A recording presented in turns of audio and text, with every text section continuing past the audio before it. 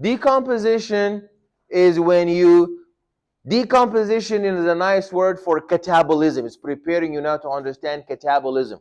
Catabolism is when you had, yeah, breakdown of starch molecules. So you have this very big starch molecule polymer.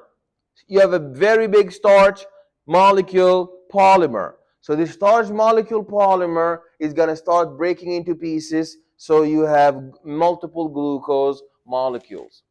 Is that clear? Clear.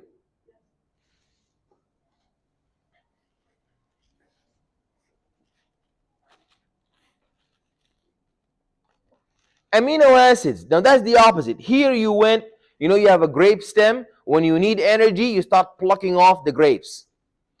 Now you have the opposite. You have little beads of amino acids. You join them together to make one big protein. So here you're moving from macromolecule, very big starch, into little tiny glucoses.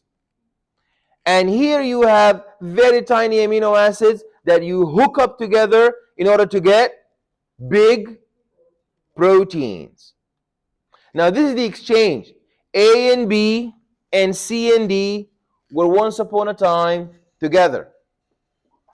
Now you go through a reaction and you end up, instead of A being with B, now A with C and B with D.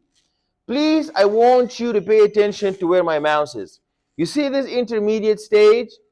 This intermediate stage is very interesting. Why? Because the intermediate stage is very interesting because that's called the transition state complex. That's the transition state complex because we're transitioning. So we are right in the middle.